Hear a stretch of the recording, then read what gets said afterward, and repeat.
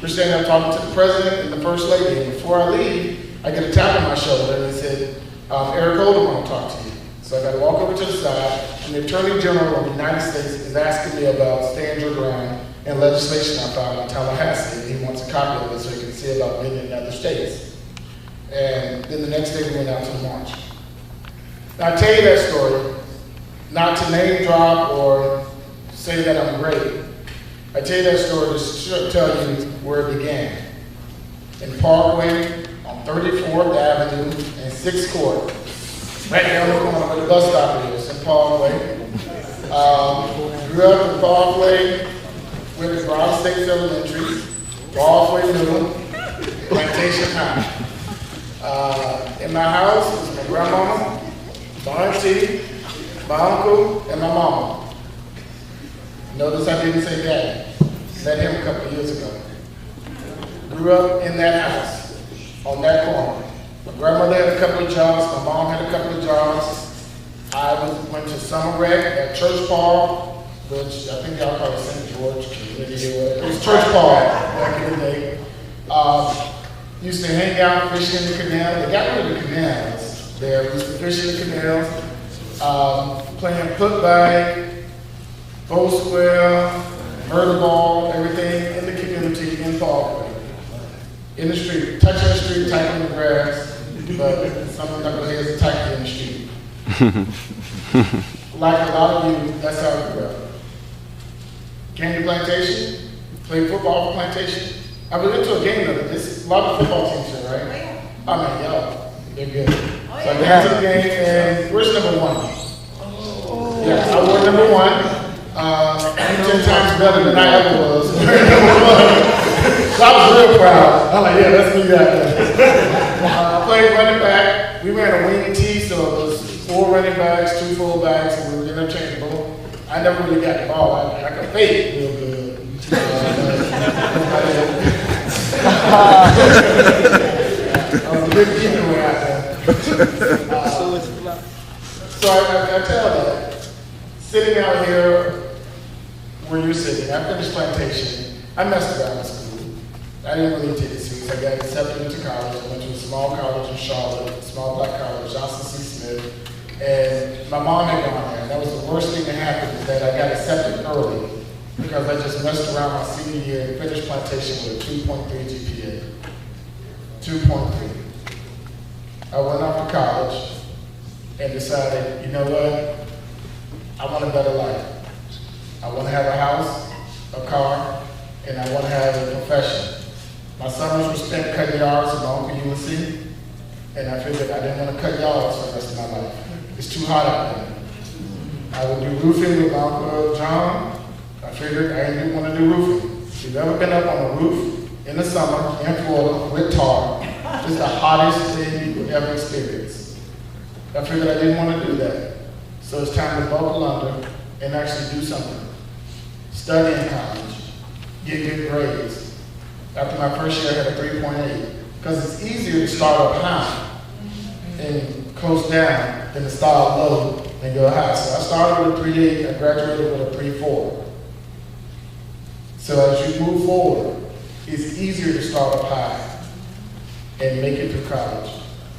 But just wanted to take a moment to say, as a graduate of Plantation High, as a person who sat where you're sitting, as a person who went through those 2 days out there in the dirt, y'all get water breaks now. See, y'all, that's mandatory. That's another thing I want to do. Y'all, they have to give you water breaks now. When you out there, you get tangled in that dirt, and that dirt get up in your throat doing 2 days, and you can't get water unless you scope, you start running hard. But I digress. See, you know, I'm saying where you're sitting, and I just want to take the time to say, you have so much opportunity in front of you. No matter where you began, even if you began in a house with just your grandma, without your dad, even if you began in a house with just your auntie, without your mom and dad, no matter where you began, be it Parkway, be it Plantation, be it Lauderdale Manors, or wherever, you got the opportunity for greatness. And you've seen that today. You've seen the highest ranking person in the city of Lauderdale Lakes, Vice Mayor of Fort Lauderdale, a state senator who next week I'll be up there arguing stand your ground for the first time, but we're probably going to change that law in Senate Judiciary. We're going to change that law, but that comes from a person who sat where you're sitting, who did what you did some of the same stuff that you're doing. But I decided one day that I wanted better. I love my life now. I couldn't imagine another life. The things that I can do, the things that I experience, I love my life now because I decided I wanted to work hard, I wanted to study, and I want a profession. By the way, I'm a lawyer. I went to law school at Florida State. I understand one of y'all top receivers decided to go to that. Great school. Go Gators. Yeah, whatever. I'm going to tell your wife. After college, I went to law school at Florida State, and I practiced law here in Fort Lauderdale with a law firm. I'm a partner at a law firm, and we do a lot of different kind of defense work. We defend cities and defend companies when they get sued. But it began here at Plantation. Now, a couple of questions I guess you wanted me to answer. One, social media, which you've all been talking about. I'm on Twitter. I'm at SEN Krishna, I tweet a lot. I have to watch what I tweet because anything you put out there follows you for the rest of your life.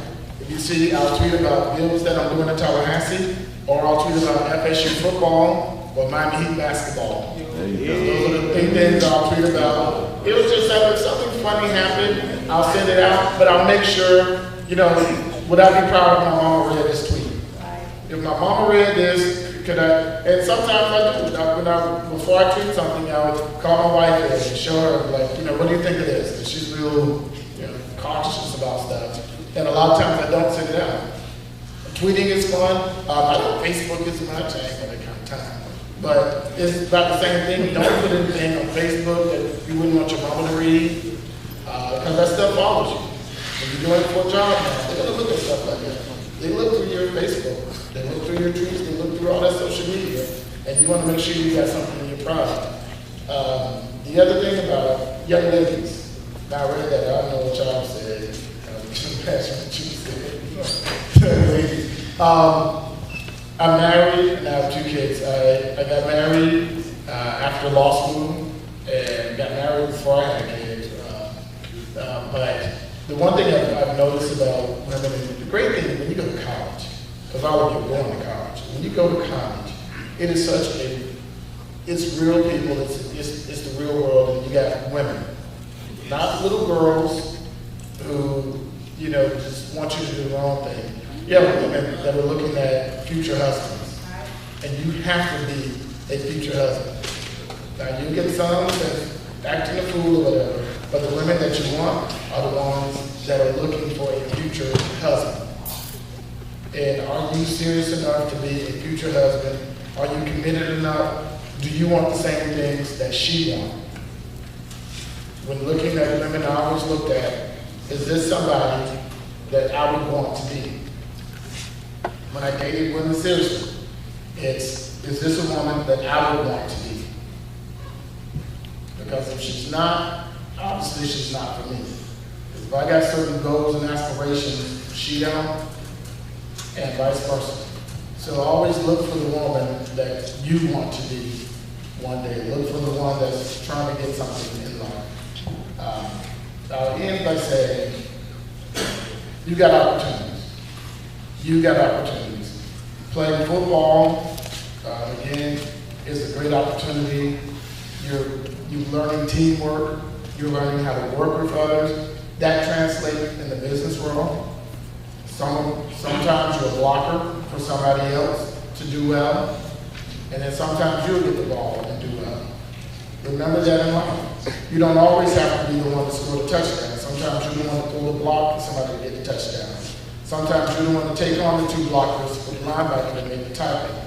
Sometimes you're the one taking the hits so that the other person can get the tackle or get the touchdown.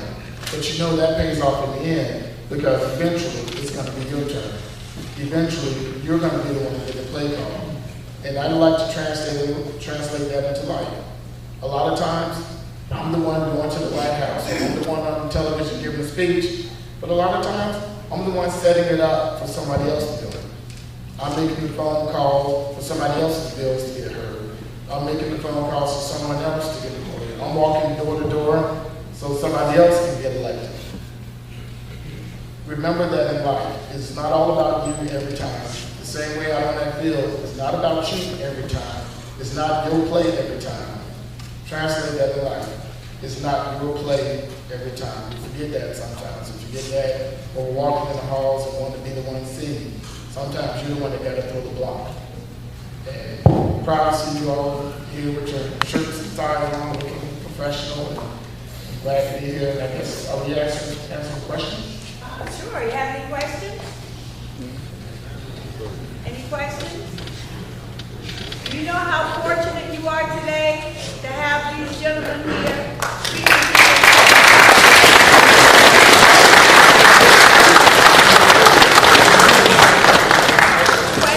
Yes, I was going to ask. At what age or what grade level in college did you decide to become a senator, that you wanted to become a senator? Well, when I got to college, there was student government elections, and I started getting active. Well, I started actually here in Fort Lauderdale. I got active in the NAACP Youth Council, and that started me working in the community, working with other people in the community, learning how to be in a leadership role. And I was president of the Youth Council here, and I went to college, and I got active in student government, and I became student body president at my undergrad. And so when I got back here in Fort Lauderdale in '95, I graduated law school, came here, I got appointed to a board, the Planning and Zoning Board in Fort Lauderdale. And then a seat opened up in the House of Representatives. At the time, Mandy Dawson was the representative. She decided to run for something else. And I thought about it, if not me, then who? If not now, then when? It's a time when each generation got to step up. That's right. And I'm the generation after that civil rights generation. You got those that had to fight for integration, fight so we can go to the beach and for a lot of that, fight for all this. Well, I benefited from that. Now I'm doing a different kind of fight. I'm fighting against stupid laws like stand your ground. I'm fighting to make sure Obamacare gets implemented so people can have health care. I'm doing that kind of fight. Well, in about 10 years, there's going to be another fight on a different level. It's going to be a worldwide fight. Because with internet and everything that this generation's growing up, it's going to be another level. And there's a certain time when you got to figure out, it's my time to step up. It's my time. Mr. DuBose is a little too old. Mr. Smith's a little too old. Mr. Allen is too old. You know, they don't know the things that we're going through now. They don't know the technology we're dealing with for the things. So it's our time to step up. So I would say it was around college when I figured, you know, that generation's going to move on. It's our time to step up. And then after I did that, it's funny, many others did it. Bobby decided to run. Eric Haynes in Lauderdale Lakes decided to run. A lot of our generation started running for office here in Broward County and getting elected. So it was more of a generational decision for me. Okay. Yes, sir. Motivated you start becoming a citizen. Speak up. He said we'll stop you. What motivated you to Stand up, please. Speak up. Right.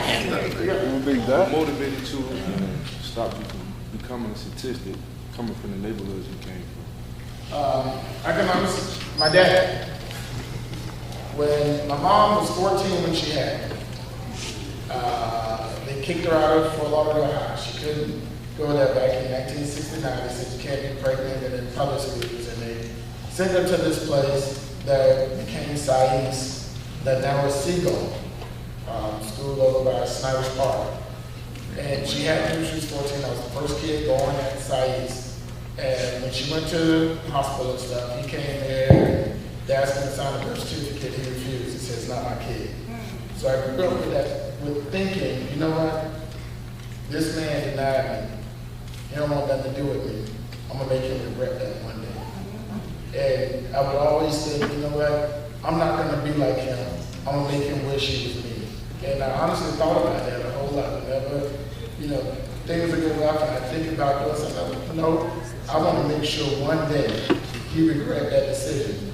And I'm proud to say that he really regret that decision